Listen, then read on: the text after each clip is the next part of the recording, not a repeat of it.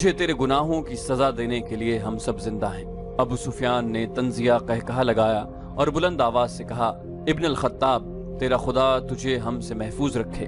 क्या तू अब भी हमें सजा देने की बात कर रहा है? क्या तू यकीन से कहता है कि मोहम्मद जिंदा है?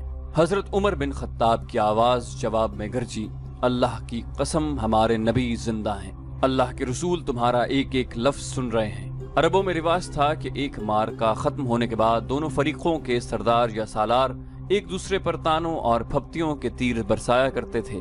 अबू सुफियान उसी दस्तूर के मुताबिक खड़ा हजरत उमर से हम कलाम था। तुम हुबुल और उज़ा की अजमत को नहीं जानते। अबू सुफियान ने कहा, हजरत उमर रज़ी अल्लाहु अन्हु ने रसूल अकरम सल्लल्लाहु अलैहि वसल्लम की तरफ देखा। आप सल्लल्लाहु अलैहि वसल्लम ऊंचा बोल नहीं सकते थे। आपने हजरत उमर को बताया कि वो अबू सुफियान को क्या जवाब दें। हजरत उमर ने बुलंद आवाज से कहा, ओ बातिल के पुजारी, अल्लाह की अजमत को पहचान जो सबसे बड़ा और सबसे ज्यादा ताकत वाला है। हमारे पास हुबुल जैसा देवता और उज़ा जैसी देवी है। अबू सुफियान ने कहा, क्या तुम्हारे पास कोई ऐसा देवता या देवी है? रसूल करीम ने हजरत उमर की जबान से कहलवाया, हमारे पास अल्लाह है। जंग का फैसला हो चुका था। अबू सुफियान ने कहा, तुमने बदर में फतह पाई थी, हमने इस पहाड़ी के दामन में तुमसे इंतकाम ले लिया। अगले साल हम तुम्हें बदर के मैदान में ही मुकाबले के लिए ललकारेंगे। हजरत उमर ने रसूल अल्लाह सल्लल्लाहु अलैहि वसल्लम के अल्फाज बुलंद आवाज से दोहराए, इंशाअल्लाह अब तुम्हारे साथ हमारी मुलाकात बदर के मैदान में ही होगी। अबू सुफियान ने घोड़े को मोड़ा। 2 कदम ही चला होगा कि उसने घोड़े को रोक दिया। ऐ उमर, अबू बकर और मोहम्मद, अबू सुफियान ने अब के सरा ठहरी हुई आवाज में कहा, तुम जब मैदान से अपनी लाशें उठाओगे तो तुम्हें कुछ ऐसी लाशें भी मिलेंगी जिनके आज़ा कटे हुए होंगे और उन्हें चीरा फाड़ा गया होगा। खुदा की कसम, मैंने किसी को ऐसा करने का हुक्म नहीं दिया और मैंने तुम्हारी लाशों के साथ ये सलूक बिल्कुल भी पसंद नहीं किया। अगर इसका इल्जाम मुझ पर आयद करोगे तो मैं इसे अपनी तौहीन समझूंगा। अबू सुफियान ने घोड़े को मोड़कर घोड़े को ईड़ लगा दी। चलते चलते खालिद के घोड़े ने अपने आप ही रुख बदल लिया। खालिद ने घोड़े को न रोका। वो समझ गया कि घोड़े ने पानी की मुश्क पा ली है। कुछ दूर जाकर घोड़ा नीचे उतरने लगा। खालिद को यह मकाम याद आ गया। जंगे ओहद के बाद वापसी पर कुरैश ने कुछ देर यहाँ कयाम किया था। नीचे पानी का खासा जखीरा मौजूद था। घोड़ा बड़ी तेजी से घाटी उतर गया और पानी पर जा रुका। खालिद घोड़े से कूद कर नीचे उतरा और 2 जानू होकर चुल्लू भर भर कर अपने चेहरे पर पानी फेंका। जरा सस्ताने के लिए भुरभुरी सी एक चट्टान के साथ बैठ गया। उसे वो वक्त याद आया जब ओहद के मार्के के बाद अहले कुरैश वापस आए थे। उन्होंने मदीना से कुछ दूर आकर कयाम किया था। इस कयाम के दौरान कुरैश के सरदार इस बहस में उलझ गए थे कि वापस मक्का पहुंचा जाए या मुसलमानों पर एक और हमला किया जाए। सफवान बिन उमैया ने कहा था, हम शिकस्त खाकर नहीं आए। अगर तुम ये समझते हो कि मुसलमानों की हालत बहुत बुरी है तो अपनी हालत देखो, हमारी हालत भी अच्छी नहीं है। अब मुसलमानों के साथ इतनी जल्दी लड़ने का खतरा मोल नहीं लेना चाहिए। हो सकता है किस्मत हमारा साथ न दे। जब ये बहस जारी थी तो कुरैश के कुछ आदमी 2 मुसाफिरों को पकड़कर सरदारों के सामने ले आए। उन्हें बताया गया कि ये दोनों आदमी जो अपने आप को मुसाफिर कहते हैं, हमारे खैमों के इर्द गिर्द घूम फिर रहे थे और हमारे 4-5 आदमियों से उन्होंने पूछा कि तुम लोग कहाँ जा रहे हो। इन दोनों ने अबू सुफियान और दूसरे सरदारों के सामने भी यही बयान दिए कि वो मुसाफिर हैं और किसी जगह का नाम लेकर कहा कि वो उधर जा रहे हैं। अबू सुफियान के हुक्म से उनके फटे पुराने कपड़े जो उन्होंने पहन रखे थे उतरवाए गए तो अंदर से खंजर और तलवारें बरामद हुई। उनसे पूछा गया कि तुमने ये हथियार छुपा कर क्यों रखे हैं। खालिद की नजर बहुत तेज थी। उसे शक हुआ कि ये मुसलमानों के जासूस हैं। उन दोनों को कुरैश की फौज के सामने लाकर खड़ा किया और पूछा गया कि उन्हें कोई पहचानता है। 2-3 आवाजें आई कि हम इन्हें पहचानते हैं, ये यसरब के रहने वाले हैं। इस एक को मैं अच्छी तरह जानता हूँ। कुरैश के आदमी ने उठकर कहा, इसे मैंने अपने खिलाफ लड़ते हुए देखा था। तुम अपनी जबान से कह दो कि तुम मोहम्मद के जासूस हो। अबू सुफियान ने उन दोनों से कहा, और जाओ, मैं तुम्हारी जान बख्शी करता हूँ। दोनों में से एक ने एतराफ कर लिया। अबू सुफियान ने कहा, जाओ, हमने तुम्हें माफ किया। दोनों जो वाकई मुसलमानों के भेजे हुए जासूस थे और कुरैश के अज़ाएं मालूम करने आए थे, हंसी खुशी अपने ऊंटों की तरफ चल पड़े। अबू सुफियान के इशारे पर कई एक तीरंदाजों ने कमानों में तीर डाले और पीछे से उन दोनों मुसलमानों पर चला दिए। दोनों कई तीर अपने जिस्मों में लेकर गिर पड़े और फिर उठ न सके। क्या तुम इसका मतलब समझते हो? अबू सुफियान ने अपने करीब खड़े सरदारों से कहा, जासूस भेजने का मतलब यह है कि मुसलमान हारे नहीं। وہ ابھی یا کچھ ہی عرصے بعد ہم پر حملہ کرنے کا ارادہ رکھتے ہیں، فوراً مکہ کو کوچ کرو اور اگلی جنگ کی تیاری کرو۔ اگلے روز رسول اکرم صلی اللہ علیہ وسلم کو کسی نے آ کر بتایا کہ اہل قریش نے جہاں پڑاؤ کیا تھا وہاں اپنے دونوں جاسوسوں کی لاشیں پڑی ہوئی ہیں اور اہل قریش مکہ کو روانہ ہو گئے ہیں۔ خالد نے یہ پہلی جنگ لڑی، لیکن وہ سمجھتا تھا کہ وہ مسلمانوں کو شکست نہیں دے سکا۔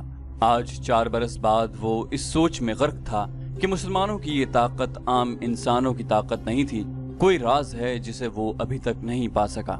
اسے اہل قریش کی کچھ خامیاں یاد آنے لگیں، کچھ باتیں اور کچھ اعمال اسے اچھے نہیں لگ رہے تھے۔ اسے یہودیوں کی 2 بڑی خوبصورت عورتیں بھی یاد آئیں جو اہل قریش کے سواروں میں گھل مل گئی تھیں۔ وہ جانتا تھا کہ یہودی اپنے نسوانی حسن کے جادو سے اہل قریش پر چھا جانے کی اور انہیں مسلمانوں کے خلاف استعمال کرنے کی کوشش کر رہے ہیں۔ یہ طریقہ اسے پسند نہ تھا، لیکن ان میں سے ایک عورت ایک روز خالد سے ملی تو خالد نے محسوس کیا کہ یہ عورت جو کچھ کہہ رہی ہے اس میں عقل و دانش ہے۔ اس عورت کے حسن و جوانی کا اپنا ایک اثر تھا، لیکن طلسم جو اس کی زبان میں تھا اس کا اثر خالد نے بھی محسوس کیا۔ کچھ دیر تک یہ عورت خالد کے خیالوں پر چھائی رہی۔ اس کا گھوڑا ہنہنایا تو خالد جیسے خواب سے بیدار ہو گیا۔ وہ تیزی سے اٹھا، گھوڑے پر سوار ہوا اور پھر مدینے کے راستے پر ہو لیا۔ ولید کا بیٹا خالد شہزادہ تھا، عیش و عشرت کا بھی دلدادہ تھا، لیکن فن حرب و ضرب کا جنون ایسا تھا کہ عیش و عشرت کو اس جنون پر حاوی نہیں ہونے دیتا تھا۔ مدینہ کی طرف جاتے ہوئے اسے وہ حسین اور جمیل یہودن یاد آئی جس کا نام یوحاوا تھا۔ اس نے اس یہودن کو ذہن سے نکال دیا، لیکن یوحاوا رنگ برنگی تتلی بن کر اس کے ذہن میں اڑتی رہی۔ خالد اسے ذہن سے نکال نہ سکا۔ خالد کے ذہن میں اڑتی ہوئی اس تتلی کے رنگ پھیکے پڑنے لگے، پھر تمام رنگ مل کر سرخ ہو گئے جیسے خون سرخ ہوتا ہے۔ یہ ایک بھیانک یاد تھی۔ خالد نے اسے ذہن سے اگل دینے کی بہت کوشش کی، لیکن تتلی جو زہریلی بھیڑ بن گئی تھی اس کے ذہن سے نہ نکل سکی۔ یہ مارکا احد کے 3-4 ماہ بعد کا ایک واقعہ تھا۔ یہ ایک سازش تھی جس میں وہ شریک نہ تھا، لیکن وہ قبیلہ قریش کا ایک بڑا ہی اہم فرد تھا۔ مسلمانوں کے خلاف کسی سازش میں شریک نہ ہونے کے باوجود وہ دعویٰ نہیں کر سکتا تھا کہ وہ اس میں شریک نہ تھا۔ مارکہ احد میں زخمی ہونے والے بعض اہل قریش کے زخم ابھی ٹھیک نہیں ہوئے تھے کہ ایک روز خالد کو خبر ملی کہ مدینہ سے 6 مسلمان تبلیغ اسلام کے لیے رجیع کی طرف جا رہے ہیں کہ عفان سے تھوڑی دور ایک غیر مسلم قبیلے نے انہیں روک لیا اور ان میں سے 2 کو مکہ لایا گیا اور انہیں نیلام کیا جا رہا ہے۔ خالد دوڑتا ہوا وہاں گیا۔ وہ 2 مسلمان خبیب رضی اللہ عنہ بن عدی اور زید بن دثنا رضی اللہ عنہ تھے۔ خالد دونوں کو جانتا پہچانتا تھا، وہ اسی کے قبیلے کے افراد ہوا کرتے تھے۔ انہوں نے اسلام قبول کر لیا تھا۔ ان میں حب رسول اللہ صلی اللہ علیہ وسلم کا یہ عالم تھا کہ رسول خدا صلی اللہ علیہ وسلم پر جان قربان کرنے کے لیے تیار رہتے تھے۔ رسول خدا انہیں بہت عزیز رکھتے تھے۔ خالد نے دیکھا کہ انہیں ایک چبوترے پر کھڑا کر دیا تھا اور ارد گرد اہل قریش کا ہجوم تھا۔ ایک غیر مسلم قبیلے کے 4 افراد ان کے پاس کھڑے تھے، دونوں کے ہاتھ رسیوں سے بندھے ہوئے تھے۔ یہ دونوں مسلمان ہیں۔ ایک آدمی چبوترے پر کھڑا اعلان کر رہا تھا، یہ دونوں احد میں تمہارے خلاف لڑے تھے، ان کے ہاتھوں تمہارے عزیز اور خون کے رشتہ دار مارے گئے تھے۔ ہے کوئی جو انتقام کی آگ بجھانا چاہتا ہے؟ انہیں خریدو، انہیں اپنے ہاتھوں قتل کرو اور خون کے بدلے خون بہاؤ۔ یہ آدمی سب سے اونچی بولی دینے والے کو ملیں گے۔ بولو 2 گھوڑے، ایک آواز آئی۔ بولو بڑھ کر بولو 2 گھوڑے اور 1 اونٹ، ایک اور آواز آئی۔ گھوڑوں اونٹوں کو چھوڑو، سونے میں بولی دو، سونا لاؤ، دشمن کے خون سے انتقام کی پیاس بجھاؤ۔ وہ لوگ جن کے قریبی رشتہ دار احد کی لڑائی میں مارے گئے تھے بڑھ چڑھ کر بولی دے رہے تھے۔ خبیب رضی اللہ عنہ اور زید رضی اللہ عنہ چپ چاپ کھڑے تھے۔ ان کے چہروں پر خوف تھا، نہ گھبراہٹ، ہلکی سی بے چینی بھی نہیں تھی۔ خالد ہجوم کو چیرتا ہوا آگے چلا گیا اور قریش کے سردار کے جنگجو بیٹے خبیب رضی اللہ عنہ نے خالد کو دیکھ کر بڑی بلند آواز سے کہا، تیرا قبیلہ ہم دونوں کا خون بہا کر اس مقدس آواز کو خاموش نہیں کر سکتا جو غار حرا سے اٹھی ہے۔ لا اپنے قبیلے کا کوئی نامور لڑاکا اور میرے ہاتھ کھلوا دے، اور پھر دیکھ کہ کون کس کے خون سے پیاس بجھاتا ہے۔ मैदान जंग में पीठ दिखाने वालों, ज़ैद रज़ी अल्लाह अन्हु ने गरजदार आवाज में कहा, तुमने शिकस्त का इंतकाम हमारे भाइयों की लाशों से लिया। तुम्हारी औरतों ने उहद के मैदान में हमारी लाशों के कान और नाकें काट कर उनके हार अपने गलों में लटकाए हैं। आज 4 बरस बाद मदीना की तरफ जाते हुए खालिद को खुबैब रज़ी अल्लाह अन्हु और ज़ैद रज़ी अल्लाह अन्हु की ललकार और ताने साफ सुनाई दे रहे थे। वो ज़ैद के ताने बर्दाश्त नहीं कर सका था। आज 4 बरस बाद उसे ये ताना याद आया तो भी उसके जिस्म ने झुरझुरी ली। उसे उहद के मैदान का वो मंजर याद आया जब अबू सुफियान की बीवी हिंद ने हमजा रज़ी अल्लाह अन्हु की लाश का कलेजा निकालकर अपने मुंह में डाल लिया और चबाकर उगल दिया। उसी औरत ने अपने साथ की औरतों से कहा था कि वो मुसलमानों की लाशों के कान और नाकें काट लाएं। उन औरतों ने उसके आगे कानों और नाकों का ढेर लगा दिया था। हिंद ने इन कानों और नाकों का हार बनाया और अपने गले में डाल लिया था, और वो पागलों की तरह मैदान में एक गीत गाती और नाचती फिरती थी। इस मंजर को उसके खाविंद अबू सुफियान ने भी पसंद नहीं किया था। खालिद ने तो नफरत से मुंह फेर लिया था। 3-4 माह बाद 2 मुसलमान जिनके हाथ रस्सियों से बंधे थे उसे ताने दे रहे थे। वो ओछे तरीके से इंतकाम लेने वाला आदमी नहीं था। वो यहाँ से खिसक आया और अहले कुरैश के हुजूम में गुम हो गया। उसे इस कबीले का एक आदमी मिल गया जो इन दोनों मुसलमानों को पकड़ लाया था। किसी भी तारीख में उस कबीले का नाम नहीं है।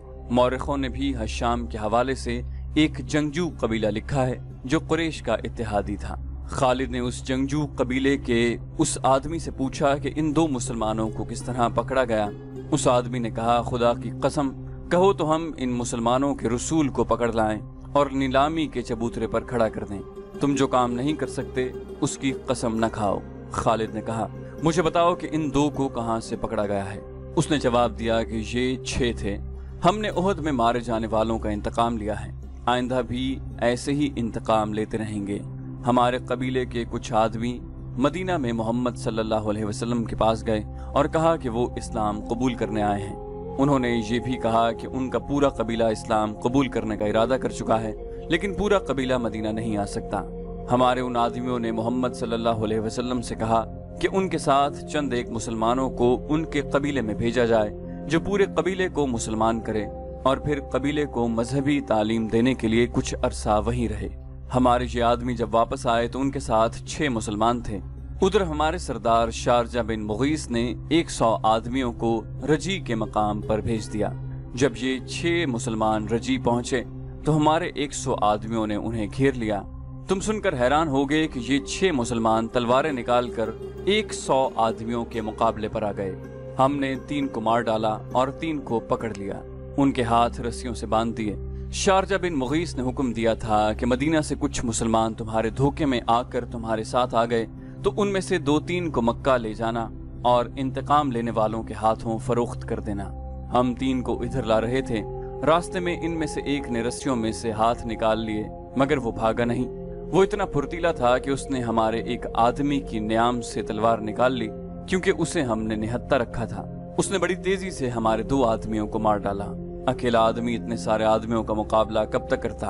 वो मारा गया और हमने उसके जिस्म का कीमा कर दिया। ये 2 रह गए। हमने इनके हाथ और ज्यादा मजबूती से बांध दिए और यहाँ ले आए। खालिद ने उसे तंजिया कहा, और तुम खुश हो? मोहम्मद सल्लल्लाहु अलैहि वसल्लम क्या कहेंगे? अहले कुरैश और उनके दोस्त कबीले इतने बुज़दिल हो गए हैं कि अब धोखा देने और 6 आदमियों को 100 से मरवाने पर उतर आए हैं। क्या तुमने मुझे ये बात सुनाते शर्म महसूस नहीं की? क्या उन 100 आदमियों ने अपनी माओं को शर्मसार नहीं किया जिनका उन्होंने दूध पिया है? तुमने मैदान जंग में मुसलमानों का क्या बिगाड़ा था? वलीद के बेटे, उस आदमी ने कहा, क्या तुम मोहम्मद की ताकत का मुकाबला कर सकते हो? बदर में 1000 कुरैश 313 मुसलमानों से मार खाए थे। उहद की लड़ाई में मोहम्मद के पैरोकार कितनी तादाद में थे? 700 से कम, ज्यादा नहीं। कुरैश कितने थे? हजारों। सुन खालिद बिन वलीद, मोहम्मद के हाथ में जादू है। जहाँ जादू चलता है वहाँ तलवार नहीं चल सकती। फिर तुम्हारी तलवार किस तरह चल गई? खालिद ने पूछा। अगर मोहम्मद के हाथ में जादू है तो वो तुम्हारे सरदार शारजा बिन मुगीस के धोखे में किस तरह आ गया? उसके 4 आदमियों को किस तरह मार डाला? इन 2 को मोहम्मद का जादू आजाद क्यों नहीं करा देता? तुम जिस चीज का मुकाबला करने की जुर्रत नहीं रखते उसे जादू कहते हो। हमने जादू को जादू से काटा है, शारजा बिन मुगीस के कबीले के आदमी ने कहा, हमारे पास यहूदी जादूगर आए थे। उनके साथ 3 जादूगरनियां भी थीं। उनमें से एक का नाम युहावा है। हमने अपनी आंखों से देखा है, एक घनी झाड़ी में से एक बर्छी जमीन से सरकती हुई बाहर आई। ये बर्छी झाड़ी में वापस चली गई और सांप बनकर वापस आई। ये सांप वापस झाड़ी में चला गया। मदीना की तरफ जाते हुए उसे ये वाकया याद आ रहा था। वो इसे याद नहीं करना चाहता था, लेकिन जहरीली भीड़ों की तरह ये याद उसके ऊपर भिनभिनाती रही। उसे युहावा याद आई। वो जादूगरनी थी या नहीं, उसके हुस्न में, जिस्म की साख्त, मुस्कुराहट और बोलने के अंदाज में जादू था। उसने शारजा बिन मुगीस के उस आदमी के मुंह से युहावा का नाम सुना तो वो चौंका। मारकाए ओहद के बाद जब अहले कुरैश की फौज मक्का वापस आई तो मक्का के यहूदी ऐसे अंदाज से अबू सुफियान, खालिद और अक्रिमा के पास आए थे जैसे ओहद में यहूदियों को शिकस्त हुई हो। यहूदियों के सरदारों ने अबू सुफियान से कहा था कि मुसलमानों को शिकस्त नहीं हुई और लड़ाई हार जीत के बगैर खत्म हो गई है, तो ये कुरैश की शिकस्त है, ये यहूदियों की नाकामी है। यहूदियों ने अहले कुरैश के साथ इस तरह हमदर्दी का इजहार किया था जैसे वो अहले कुरैश की नाकामी पर गम से मरे जा रहे हैं। इन्हीं दिनों खालिद ने पहली बार युहावा को देखा था। वो अपने घोड़े की टहलाई के लिए आबादी से बाहर निकल गया था। जब वो वापस आ रहा था तो रास्ते में उसे युहावा मिल गई। युहावा की मुस्कुराहट ने उसे रोक लिया। मैं तस्लीम नहीं कर सकती, वलीद का बेटा जंग से नाकाम लौट आया है, युहावा ने कहा और खालिद के घोड़े की गर्दन पर हाथ फेरने लगी और बोली, मुझे इस घोड़े से प्यार है जो मुसलमानों के खिलाफ लड़ने गया। खालिद यूं घोड़े से उतर आया जैसे युहावा के जादू ने उसे घोड़े से जमीन पर खड़ा कर दिया हो। इससे बड़ी नाकामी और क्या होगी कि तुम मुसलमानों को शिकस्त नहीं दे सके। युहावा ने कहा, तुम्हारी शिकस्त हमारी शिकस्त है। अब हम तुम्हारा साथ देंगे, लेकिन तुम्हारे साथ होते हुए भी तुम हमें अपने साथ नहीं देख सकोगे। खालिद ने यूं महसूस किया जैसे उसकी जबान बंद हो गई हो। तलवारों, बर्छियों और तीरों की बौछारों का मुकाबला करने वाला खालिद युहावा की मुस्कुराहट का मुकाबला न कर सका। अगर यहूदी हमारे साथ नहीं होंगे तो हमारे किस काम आ सकेंगे? खालिद ने पूछा। क्या तुम समझते हो कि सिर्फ तीर ही इंसान के जिस्म से पार हो जाता है? युहावा ने कहा, औरत का तबस्सुम तुम जैसे दलेर और जर्री मर्दों के हाथों से तलवार गिरा सकता है। खालिद इससे कुछ पूछना चाहता था लेकिन कुछ पूछ न सका। युहावा ने उसकी आंखों में आंखें डाली और फूलों की पंखड़ियों जैसे होंठों पर तबस्सुम आ गया। युहावा आगे चल पड़ी। खालिद उसे देखता रहा। उसके घोड़े ने खुर मारा तो खालिद अपने आप में आ गया। वो बड़ी तेजी से घोड़े पर सवार हुआ और चल पड़ा। कुछ दूर आकर उसने पीछे देखा। युहावा रुककर उसे देख रही थी। युहावा ने अपने हाथ जरा ऊपर करके लहरा दिए। अब जबकि 2 मुसलमानों को नीलाम किया जा रहा था और खालिद को एक आदमी ने बताया था कि इन मुसलमानों को किस तरह धोखे में लाया गया है और उस आदमी ने युहावा का नाम भी लिया था, तो उसने इरादा कर लिया कि मालूम करेगा कि युहावा ने वो जादू किस तरह चलाया है। उसे अपने कबीले का एक सरकर्दा आदमी मिल गया। उससे उसे पता चला कि ये मुसलमान अहले कुरैश के हाथ किस तरह आए। 3-4 सरकर्दा यहूदी युहावा और 2-3 और यहूदियों के साथ लेकर शारजा बिन मुगीस के पास चले गए। ये कबीला था तो जंगजू, लेकिन उस पर मुसलमानों का रोब कुछ इस तरह तारी हो गया था जैसे लोग जादूगरों से डरते हैं। उस कबीले में ये मशहूर हो गया था कि रसूल अकरम सल्लल्लाहु अलैहि वसल्लम के हाथ में कोई जादू है। यहूदियों ने अपने जमीन दोज कार्रवाइयों के लिए इस कबीले को इसलिए मुंतखब किया था कि वो जंगजू कबीला था। यहूदी बड़ी दानिशमंद कौम थी। उन्होंने सोचा कि अगर मुसलमानों के जादू का वहम फैल गया तो दूसरे कबीले भी इससे मुतासिर होंगे। ये यहूदी उस कबीले के सरदार शारजा बिन मुगीस के पास गए और उसका ये वहम दूर करने के लिए कि मुसलमान जादूगर हैं उसे बहुत कुछ कहा, लेकिन शारजा बिन मुगीस ने तस्लीम न किया। रात को यहूदियों के कहने पर शारजा बिन मुगीस ने उन मेहमानों की जियाफत का इंतजाम बाहर खुले आसमान तले किया। उन यहूदियों ने अपने हाथों अपने मेजबानों को शराब पिलाई। शारजा बिन मुगीस और उसके कबीले के चंद एक सरकर्दा अफराद को जो शराब पिलाई गई उसमें यहूदियों ने कुछ मिला दिया था। फिर यहूदियों ने अपने जादू के कुछ शोबदे दिखाए। युहावा ने अपने हुस्न का जादू चलाया। उसका जरिया एक रक्स भी था जिसमें ये यहूदने नीम बरहना थी। नाचते नाचते उनके जिस्म पर जो अधूरे से लिबास थे वो भी सिरक कर जमीन पर जा पड़े। यहूदी अपने साजिंदे साथ ले गए थे। अगले रोज जब शारजा बिन मुगीस की आंख खुली तो उसे महसूस हुआ जैसे वो बड़े ही हसीन ख्वाब से जागा हो। उसके ख्यालात बदले हुए थे। कुछ देर बाद वो फिर अपने कबीले के दूसरे सरदारों के साथ यहूदियों के पास बैठा था। यहूदनें भी वहां मौजूद थीं। युहावा को देखकर वो बेकाबू हो गया। उसने लपक कर युहावा का बाजू पकड़ा और उसे खींचकर अपने पास बिठा लिया। जरूरी नहीं कि दुश्मन को मैदान में ललकार कर उसे शिकस्त दी जाए। एक यहूदी ने कहा, हम मुसलमानों को दूसरे तरीकों से भी खत्म कर सकते हैं। उसका एक तरीका हम तुम्हें बताते हैं। खालिद को बताया गया कि इन 6 मुसलमानों को मदीने से धोखे से लाने का ये तरीका यहूदियों ने बताया था, और शारजा बिन मुगीस ने जो आदमी रसूल करीम सल्लल्लाहु अलैहि वसल्लम के पास भेजे थे उनमें से एक यहूदी भी था। खालिद मुसलमानों को अपना बदतरीन दुश्मन समझता था, लेकिन उसे ये गैर जंगी तरीके अच्छे नहीं लगते थे। खालिद अपने घर गया, अपनी एक खादिमा से कहा कि वो युहावा यहूदन को बुला लाए। युहावा इतनी जल्दी उसके पास आई जैसे वो उसके बुलावे के इंतजार में करीब ही कहीं बैठी थी। तुमने मुसलमानों को कामयाबी से धोखा दिया है, खालिद ने युहावा से कहा, और मुगीस के कबीले के लोग तुम्हें जादूगरनी कहने लगे हैं, लेकिन ये तरीका मुझे पसंद नहीं आया। मेरी बात गौर से सुनो खालिद, तुम अपने कबीले के नाम पर जंगजू हो, लेकिन तुम में अक्ल की कमी है। दुश्मन को मारना है, तलवार से मारो और उसे तीखी नजरों से हलाक कर दो। तीर और तलवार चलाए बगैर दुश्मन को कोई मुझ जैसी औरत ही मार सकती है। आज 4 बरस बाद वो जब सहरा में तन्हा जा रहा था तो युहावा की बातें उसे याद आ रही थी। इस हद तक तो वो खुश था कि यहूदी उनके साथ थे, लेकिन उसे ये भी मालूम था कि यहूदियों की दोस्ती में जहाँ मुसलमानों की दुश्मनी है वहाँ उनके अपने मफादात भी हैं। अलबत्ता उसने ये तस्लीम कर लिया था कि युहावा अगर जादूगरनी नहीं तो उसके सरापे में जादू का कोई असर जरूर है।